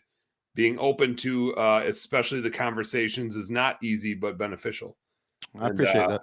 And then Jay said, Janelle sounds like a badass. What the funny thing is, Janelle's not a badass. She's like she's farm gal, sweetest lady on the planet. And then she just like draws a line and you're like, oh, like that's the line. And there's just no, she's got 5 kids, right? I don't like her because she quit doing my books because I didn't get back to her in time for stuff. That's all I took it very personal. That's when she lets you go. That's when but in all honesty, like she has given you some really good bookkeepers. She's got you some. Yeah. No. I agree. I just need him to do better math so the bottom line on my report is a little bigger. They keep subtracting too much. Yeah, yeah. Actually, it is kind of funny. Janelle today was reflecting on we were going through employees, and I was like, "Oh, this employee made that entry." Like we were auditing a thing, and she was like, "God, who was that?" And I was like, "That was the employee we hired then." And she's like, "Oh, that one." And when I look back, I'm like, there were a handful of employees that I hired that are no longer with us, and then we look back at who Janelle hired, and like, damn, they're almost all with us. Like, hey, I think it helps that she has so many kids. She like knows she's got that. She can just tell. Yeah, she can just tell. Listen, I'm gonna have to get off here, and I actually want to talk to you for that long when we're done. So I don't know if you're up for winding down here pretty stinking quick, but congratulations to the two of us on being a good leader and getting some great people, because I mean, I had good employees. Actually, I had much better employees than they were being, because I was really checked out of the business even before, that whole pit of despair thing, because I just didn't realize, you know why, right? It was coming. I just didn't see it. But since Jay's been in place, she's essentially got rid of all my people and replaced them. And it's just night and day. It's just night and day. Who not how, bitches. That's the name of the game. Who not how. Yeah. Who not how. I'm being sentimental, and it's just not oozing out very well. Now before we wrap up, I got 2 things I want to cover, which is like just probably this was when you were doing 75 hard, which is you were making me feel guilty about your car that got damaged. That wasn't my fault, that I had nothing to do with. Sure.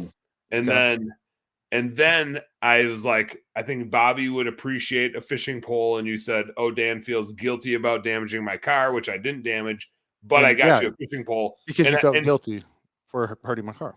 This is what you say. And then, but then you like kind of got into fishing, but I haven't seen much from you in the way of like going out and dropping a line. Like, you've been out wetting a line, or what are you up to? Do you remember that conversation earlier about ADHD and new things keep my interest, and when they're not new anymore, I move to the next one? Yeah. It happened with fishing too. I'll probably get back at it. I'll probably do it again. I think I'm going to. I see fishing in my future, like it being my thing or one of my things. I'm just not there yet. But like, I want to have a house here in Florida that's like off of one of like the little canals, or an intercoastal or something like that. And I want to just sit in the backyard and like AC. I don't know if you've ever seen AC Lockyer, but he literally just goes in the backyard. I've seen him. I saw the last time I saw him, I was standing right next to you, so I have seen him. Oh, well, I mean, on Facebook, like he's on one of those little, he's got basically a creek behind his house, and he just goes back there, fishes and stuff. And I want to do that, but I'm not there yet. Now, and here's why I ask you that, because, I don't know if this is something that you think about, but it's one of those things, that happens, and maybe you think about it, that happens, but you don't acknowledge it, which is the things that you almost get invited to, but you don't, and you never know that you didn't get invited to it. So I have a thing. I have a thing that you almost got invited to, but you didn't. Oh, okay. And it was by me. So this is just to rub it in your face first and foremost. And wreck my car and then just add insult to injury. One of those 2 things is true. And B, maybe to gauge your interest for the future, because I think if you got more into the outdoors, this would be a hell of a lot of fun to do. And I had a conversation with the guy today that was like, Brad Williams, he's like starting a new thing. He's gonna come on the podcast in a couple months here. I got to give him some dates. But he was talking about starting like an outdoors group for business owners, but just like to do like hikes and summits and stuff. And I was like, that's cool. Except if I'm gonna go do that, I need to kill something and like carry it out of the woods with me. Like it can't just be a hike. It's got to be a hunt with a hike with a meat at the end of it and a gun or a bow or whatever. Just from a time, like I can't do both. So if I'm going to do one, I can get the adventure with a weapon. But anyway, and I noticed this, like Ben and I do a lot of this shit, right? But I'm doing a Boundary Waters trip, which is like Boundary Waters being, there's a whole shitload of lakes and streams all connected right at the border of Minnesota and Canada. Okay. And it's Boundary Waters because like you're right on the border. And in general, you're paddling / portaging in however many lakes you want to go in 8 hours plus of like a physically demanding. You're carrying a bunch of stuff, and not to mention the booze bag you carry in is like its own bag, right? It's like that's a heavy ass bag, but it's a physically demanding thing, and it's a very outdoorsy thing because you're just out camping in the middle of nowhere, right? With no resources, phone doesn't work, no cell signal, no nothing. And I was like, man, we need one more guy. And maybe Bobby would like this. But I don't know if Bobby's that like it's a fishing trip at the end of the day, but you're in canoes with a bunch of gear, and so you're fishing out of a canoe. I'd totally be down for that. What the heck, man? It is tough if you're a big dude because I'm fat. No, like taller because you're that much higher in the canoe, and they're freaking wobbly when you get a lot. We capsized last year in like 40-degree water. Oh, damn. Not cool. Not a great experience. I mean, type 2 fun now. Yeah. We lived. But it was stressful in the moment. But anyway, so I almost invited you, but I was with Clay and Derek ice fishing because you didn't come this year. Yeah. And so I invited Clay and Derek. But the funny thing was, there was only one spot. Oh. And I was like, yo, dudes, and like they'd be great on this trip, right? Like they'll pull it, there's a lot of carrying, like a lot of hiking, and we go in heavy and we base camp. So like every time we portage, it's a down and back and a down and back to get all the shit from one end to the other before you get back in and paddle again for another couple hours and wreck your shoulders. So it's like super physically demanding. And I was like, these boys, they can probably just do it in one trip. These guys, right? Yeah. But so anyway, I thought this was funny because they're both just like super badass dudes, but they're also pretty passive. And so it was funny. I pitched it to both of them at the same time. I was like, hey, we got an open spot. I think it'd be awesome to have either of you guys there. Either of you guys want to come. And watching them decide who was going to come was like two 70-year-old people trying to decide who was going to pay for the food. Like when the bill shows up, it's just like, no, you should go. No, you should go. Like, no, I insist. You should really go. Yeah. Well, I should be doing this. Like, I could be doing this, so you should go. And it ended up, I think Clay's going, but Derek is the first alternate. Derek called dibs on, like, if somebody else backs out, he's the first alternate. But therefore, if you're interested, you could be the second alternate, Bob. Second alternate. You know what? Put me down as the second alt, and I'll pray about it. That means something coming from you. Yeah. but I do think you'd have a lot of fun on that trip. It's like ice fishing seems like it's cold and blah blah blah blah blah, but ice fishing is fucking easy. We set up, we sit inside, it's like a cakewalk, right?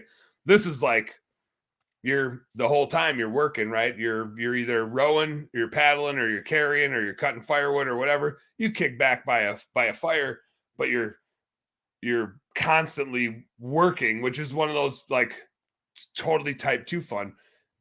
You're constantly working, so you're getting pride out of activity and accomplishing things, and it's badass. You're out in the middle of the wilderness, living off the land. But, you're also like having fun with your buddies. It's like it's the perfect mix. Well, here's what I want to do. Instead of that, I'd rather do this. Let's go to like Montana. We'll visit, Yellowstone and all that and do all that cool stuff. And then let's go we'll do like hiking and fly fishing. That'd be cool. We could do that. And then it won't be so dang cold. Here's the thing. Dude, there's a lot of like the I flies up don't think I there. want to hunt, man. I feel bad watching you clean the fish because I'm like, you know, I like eating the fish. I even like catching the fish. I like it if you kill the elk and I want to eat it. But I think if I shot the elk, I'd, man, I think I'd feel bad. Um, I'm not criticizing anyone. I just here's don't know if I I have it in me. I know I can't say for a fact because it's not that binary, but there's a 98% chance because I think everybody thinks that before they've done it, right? But the minute you take something's life to eat it, and you do, you despise the grocery store. You're Well, like, maybe so, but I got to tell you one thing, and then we do got to get. I got to get going. But Dan, so I've got this little French bulldog. yeah, She's stolen my heart. You know, she's just the cutest little thing. She's a hunter. So here in Florida, we have lizards everywhere, all yeah, the time, everywhere, right? yeah, you do. So my back patio, they hang out on the little screen. I just got this little bitty patio. She goes out there like as soon as I open the slider, she's out there and she's got her little routine down where she looks for them and all their hiding spots. When she finds one, she doesn't eat them. She brutally murders them and then either just leaves it there or she'll carry it with her as a trophy and then just, like I had to pick one up out of the living room floor today, right? Yeah, When I see one of these lizards that's missing a tail and like 3 legs, dude, I just feel really bad, man. And it's a freaking lizard, So I'm just saying, like, I hear what you're saying. You might be yeah. true, but I think I might be an exception. No, you're definitely not. Mhm. Because like what you're observing is just nature.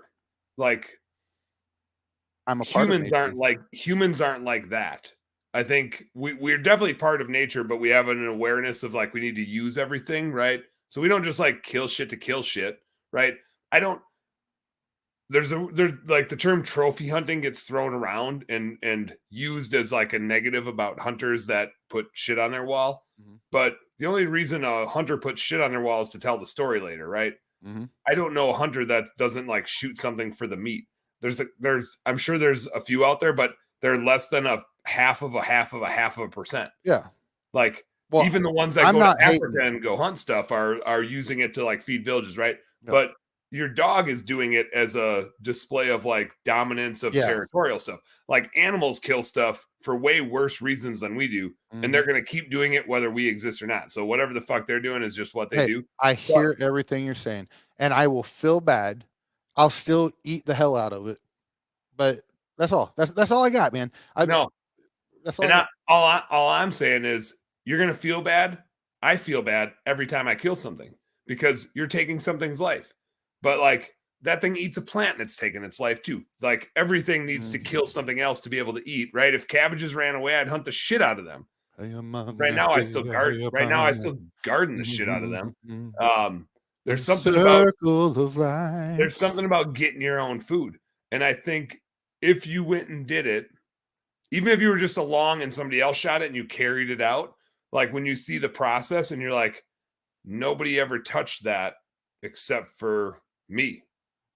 Like every time we eat in this house, we had some friends over, we served tacos, venison tacos, tacos. I like that. Um, and like literally nobody ever touched that animal Mhm. besides me, every part of it. And there's just something cool about like again, the pride, the hard work that goes into like that food. What like the same thing happens when you garden. So it's not just a hunter thing, it's a gatherer thing. Dan, listen, I When you love made you. that food, man, I love you. And if I'm just getting tired, if I concede this argument, can we go to sleep? I'm just so tired. you're gonna have to come hunting with me. Is all we're gonna have to do. But I'd boundary rather waters go come bird first. hunting. I want to go bird hunting. That's cool. We can go duck hunting or pheasant hunting. We'll do it. I don't know if I can shoot anything because I don't target practice much, but That's the best part about bird hunting is you just kind of point. You're just like, yeah, they're over there. yeah, let's do that. Okay, we'll do it. We'll do that. All right, man. Bobby, that I mean, I know it's late for me. It's super late for you. Business nerds, thank you guys for hanging out. I don't know what the hell we talked about. Well, we talked about a hell of a lot of stuff. So I It hope was you guys fun. enjoyed it as much as we did. Um, You guys know what to do. This is my sign off now, Bob. And I didn't even ask you my closing question because you're so tired. I don't have 1,000 ducks and a horse thing, but I do have a usual closing question. I'm gonna skip it. We'll get it next time. All right. You guys know what to do. Work smarter and harder. Go earn some pride. Good night, y'all. Peace.